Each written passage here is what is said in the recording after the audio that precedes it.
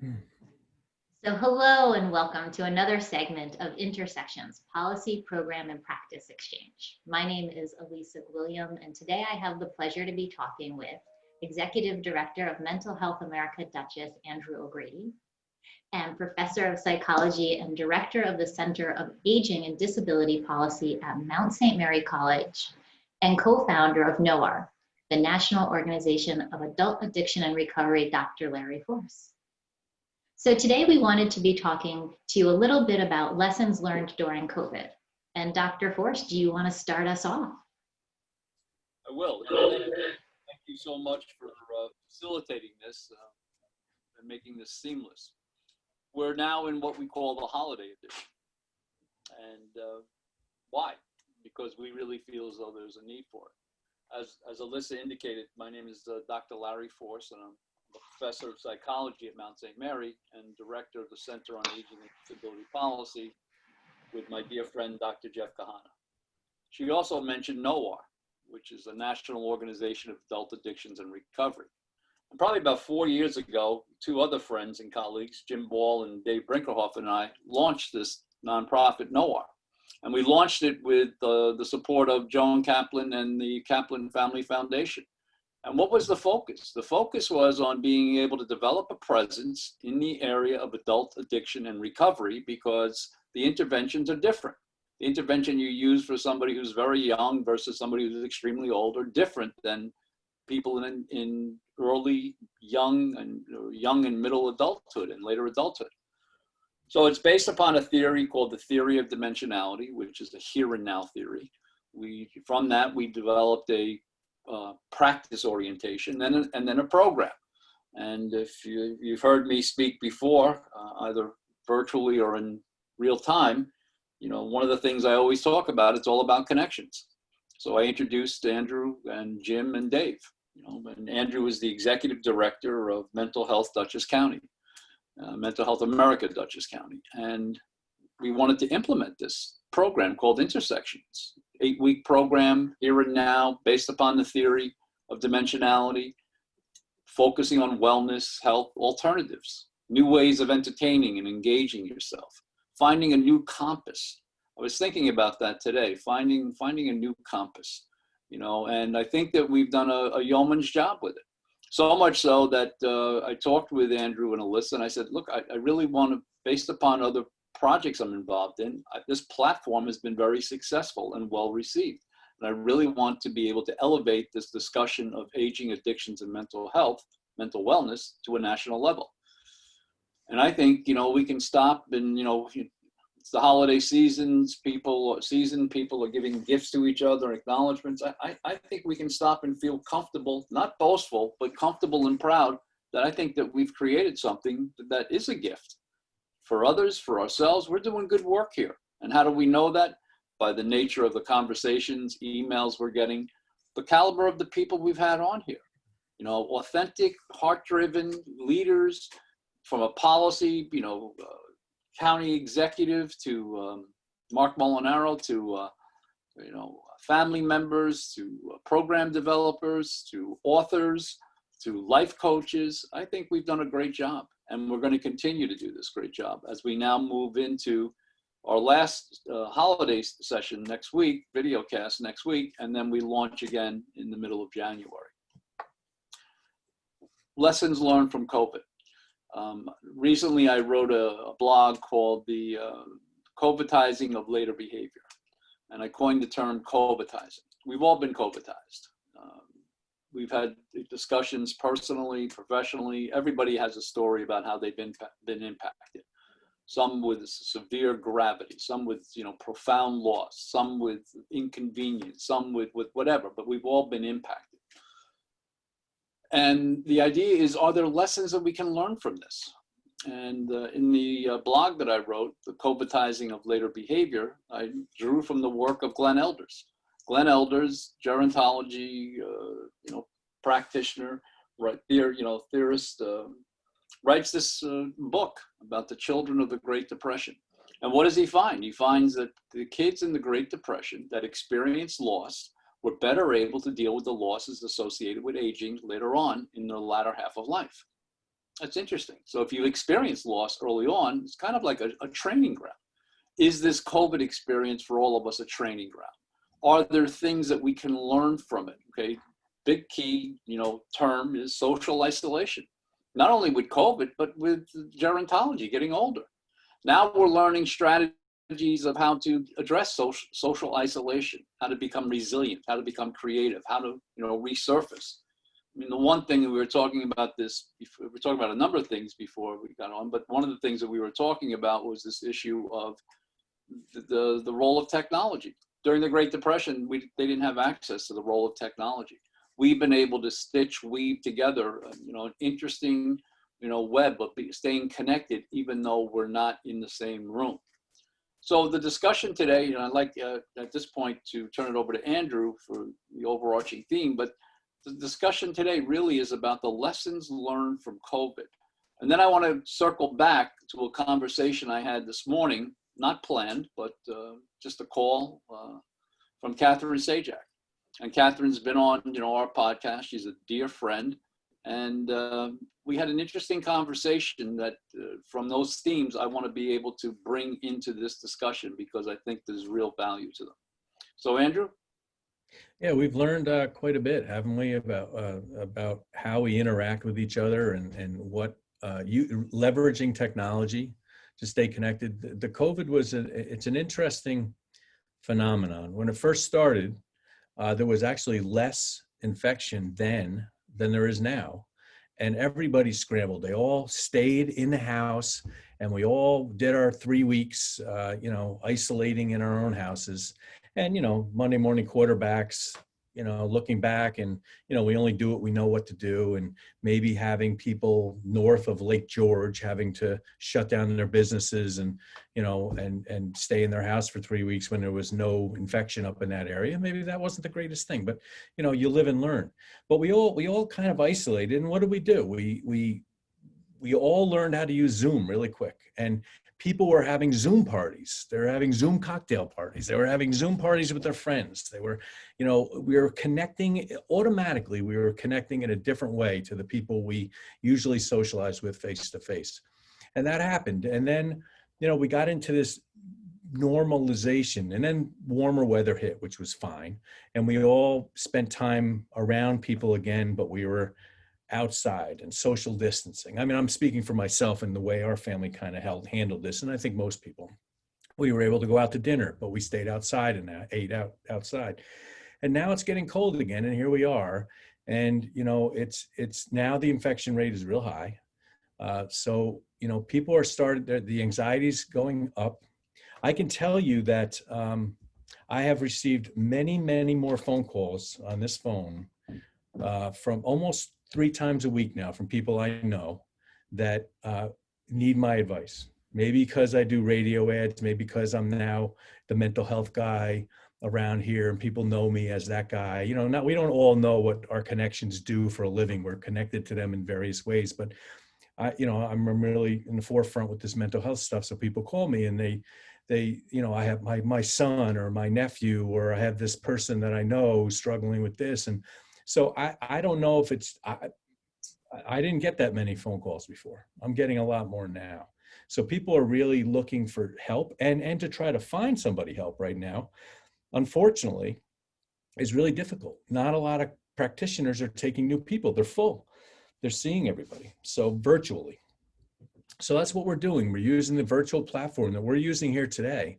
And we want to figure out a way to do this and have people in the waiting room and have them raise their hand and come on screen and ask questions. And we can have an open forum, kind of like a call-in radio show, because I think that need is there. But, these are the things that we've learned. We've learned how to leverage technology.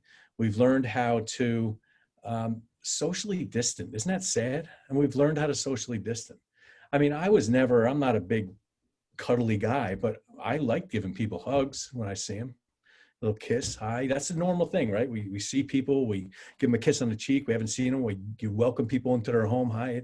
People are not doing that. And then you have that anxiety and that weirdness that happens that, when somebody makes the effort to have a handshake or, do that. And then the person you see it in their eyes are like, get the hell away from me.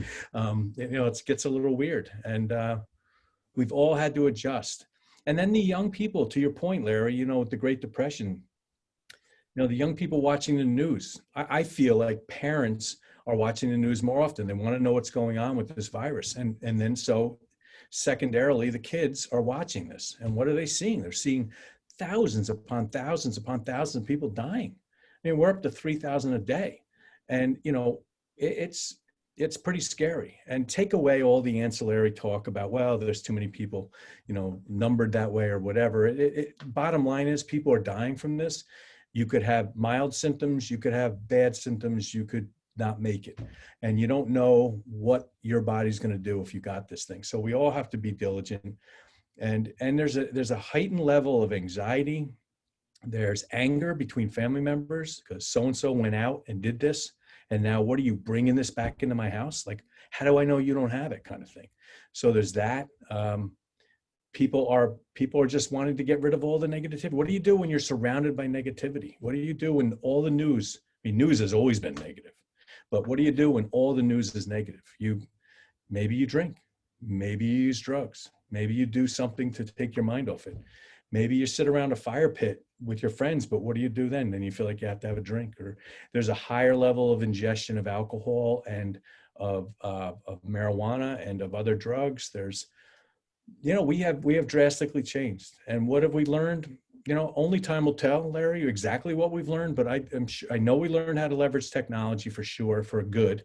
And I hope that when the state rolls back, the insurance companies, have the ability to roll back these loosening of regulations, that they keep in place the idea that you can Zoom with somebody and get paid, because people need that. They need this, what we're doing. And I hope that all doesn't go away when this vaccine hits and we all get herd immunity and we don't have to worry so much about this. I hope that this type of thing that people use to leverage technology to communicate with people and be connected to people does not go away. And I think, your point's well taken. I mean, it's, we've talked about this, addictions is the addictive pattern is an isolating pattern. And then we bring in something, that we're interacting with, like COVID, which is more isolating. Oh, and just for the heck of it, in the Northeast, let's throw a 2-foot snowstorm that's coming tomorrow. And then we want to know why people feel like, angst out or depressed or whatever. And I think that there are a multitude of lessons learned. One of the themes that we've had from the very beginning is you don't have to do this alone. There are plenty of ways to be able to walk this path, and you don't have to do it alone. In this conversation that I referenced earlier today with Catherine Sajak, what we were talking about is, resiliency and lessons learned.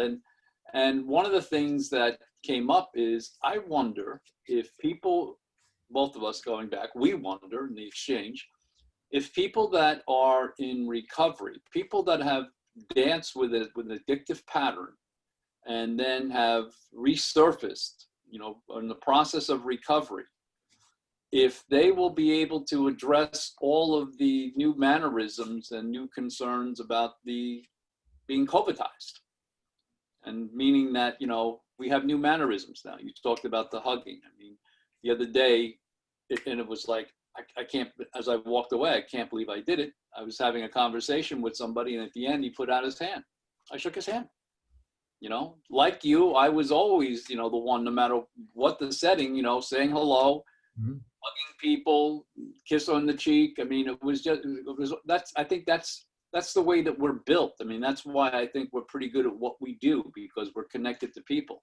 And now it's like, you're almost like, it's like a zombie. You got to stop, mid movement. Yeah. And, the thing with Catherine that we talked about is people that have experienced loss. We're not talking about the kids of depression, but people that have had addictive patterns in their life where they have lost things, lost financial things, lost sense of self, blew up family bridges, friend bridges, they have lost. From those experiences, they might be the poster children of how best to deal with loss and resurface from it, because they've had experience with it. Now, I'm not encouraging anybody to go out and develop an addictive pattern to see if this will help them deal with the COVID better. But the fact is, there's a reality to it. You know, and I think that, you know, when we were talking before about the work that you do at a local hospital, you know, one of the benefits that you understand, one of my favorite theorists was a real renegade psychiatrist out of England. His name was R.D. Laing. And I remember reading him in the 70s and late 70s, and it was just, I love this guy because he was so radical in his thinking. And one, you know, we talk about solution focus today and not being connected to a diagnosis. Alyssa, would you be able to bring up that picture of the psych center?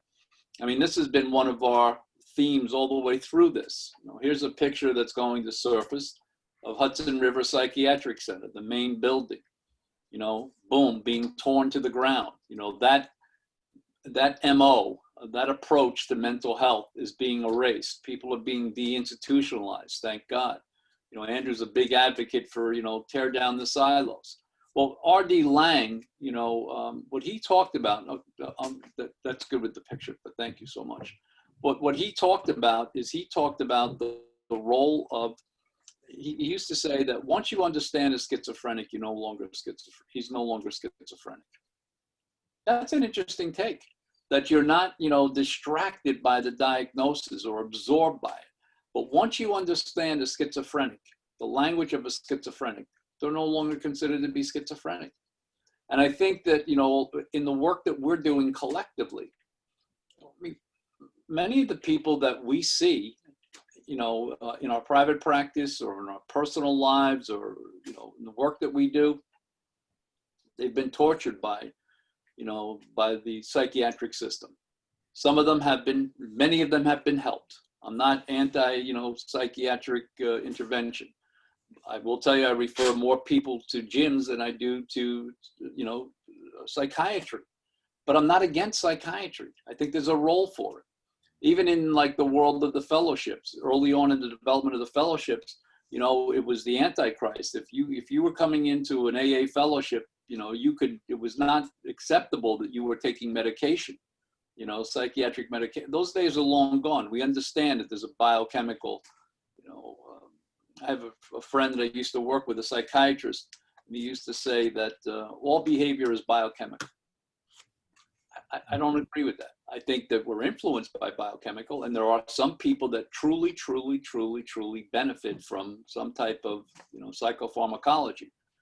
But psychopharmacology by itself is not the answer, you know, and I think that, you know, this whole idea of getting rid of the stigma. You know, you've talked, you know, privately, you know, and also publicly about the fact that you applaud people that come on and disclose the fact that they're in recovery. Not everybody's drinking that Kool-Aid. And the reason is because of the fact that there is stigma that goes with that. And the fact is, if there's a reason to disclose, golly gee, no problem at all. But if there's no reason to disclose, that's not a lead dog for many people.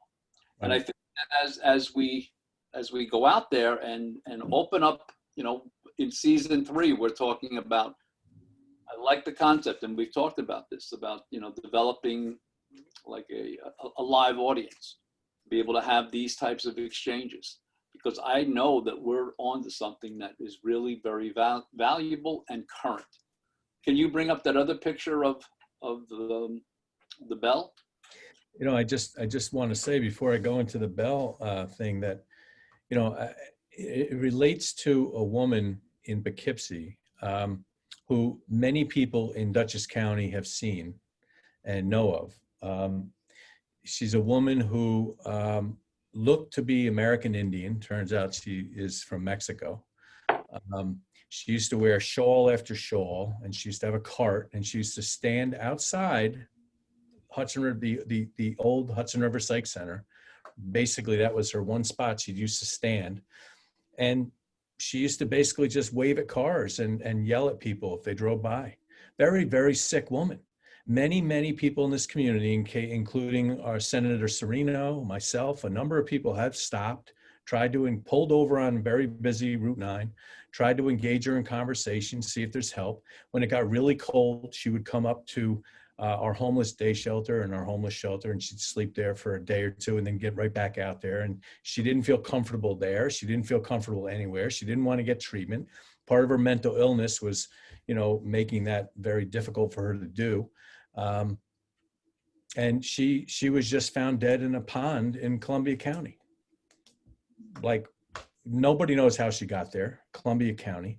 But she was like a metaphor for, and while we're talking about why it's important that these psych centers came down, because the way they did treatment back then, and we're going to have a guest on next week that's going to be talking about that a little bit, while that treatment was not what it should be, and that's how we got this bell, because there were shackles and chains, and Clifford Beers said, give me all those shackles and chains. After he spent time in a psychiatric institution, he forged this bell that talked about, remove those shackles and change the way we do business in the inpatient psychiatric center. We've gone too far in this state, and we've ripped it all down. We've ripped it all down. And while most people listening to this are able to receive outpatient care and get the care they need, there are many people that need an inpatient level of care. Many people that my agency deals with all the time that don't have a place to go. There are people that are being shifted out of a homeless shelter because they're too dangerous and too violent for the people around them. But where do they go? They can't go to the stabilization center because it's too dangerous and too violent to go there. They can't go to the hospital. The hospital doesn't want them. There's no room for them there. They can't go to jail because there's bail reform, and what laws have they really broken? And so now they're lost. There's this whole group of people that are just, there's this void where they can't go anywhere. And they end up dead in a pond somewhere, or, that's the way she ended up dying. But, she stood out there. She's a metaphor for, we went too far. We went too far. Let's amend what we're doing, and let's make a place for people that can help them get better. I know I'm getting a little off topic a little bit, but, I'm hoping that what comes of this, because there are high level people in this state mental health system that listen to this, that we start a conversation now about, okay, let's do our next wave of better, more proactive inpatient level of care that takes care of these most vulnerable people, because it's gone. It's not there anymore. And while we built it up and we empowered clinical providers like myself and you, Larry, and other people to do this stuff by Zoom and connect with people, and they missed the boat, and there's a big group of people that don't have any place to go. And she was one of those people, and it's sad. For years I worked for state government, and at one point when I did a voluntary work reduction, so I was working for the state, doing nights and weekends, residential, and teaching. And my friend Jeffrey Kahana, I took him up to Albany one day, and I said to them, I'm going to take you into a new universe. They're going to be asking me about time, okay, because I had retired. They're going to ask me about time, but they don't mean time of the day. They mean, how much time did you have when you left? You left so early. It's a whole different, it's a language all to itself. But on the way back, one of the things we talked about is, what is the aging network really doing for the aging network? We have agencies, we have staff, we're always reaching out, but how much of that is really applied in-house? So as a result of that, we created a public forum, which we're talking about the policymakers. And we did it over at the FDR library in Hyde Park.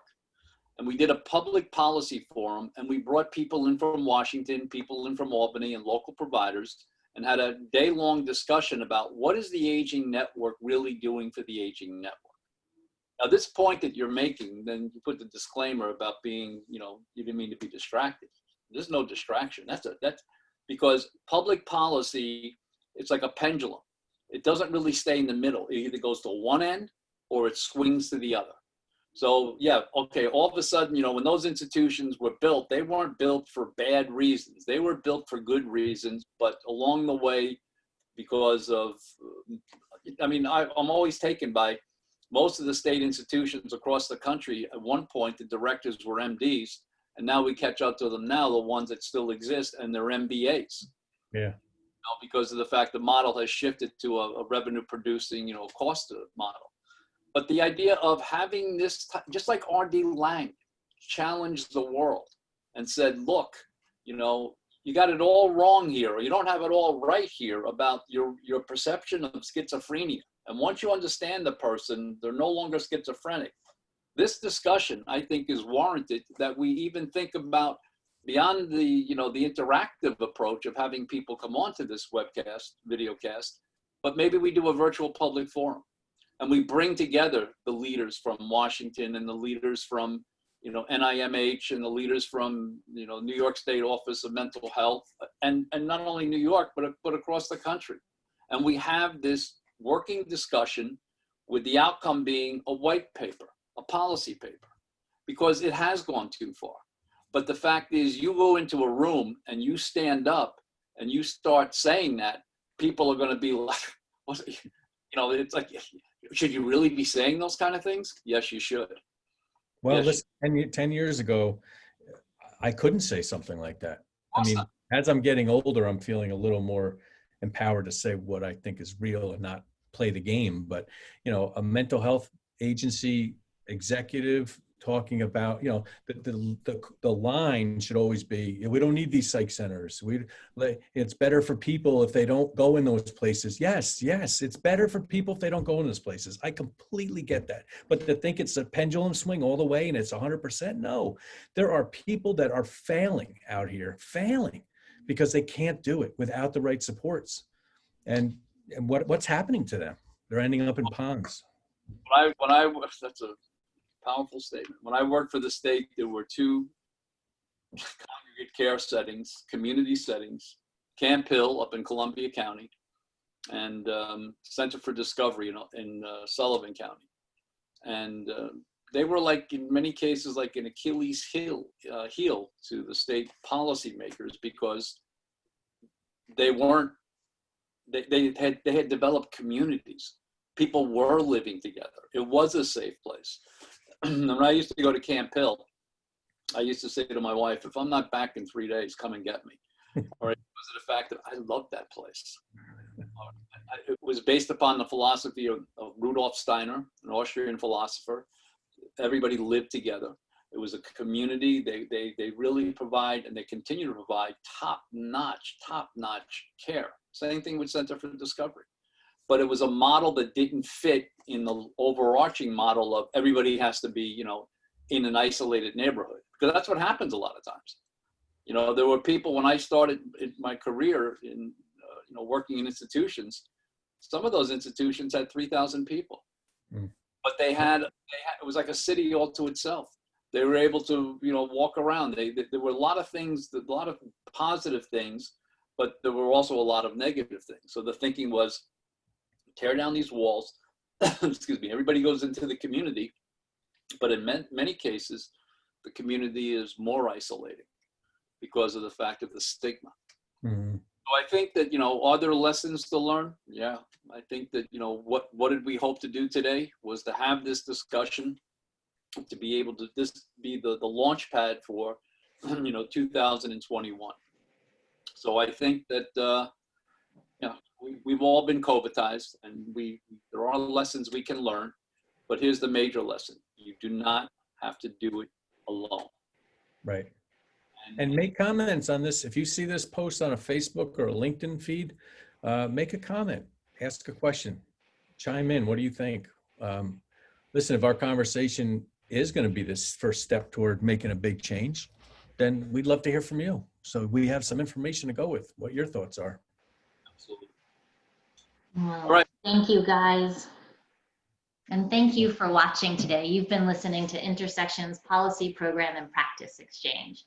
And if you want to hear this program again, share it with friends or leave a comment, you can log on to our website at www.intersections-exchange.org. And there you can also contact us if you want to be a speaker or have a question you want us to address on a future episode of Intersections Policy Program and Practice Exchange.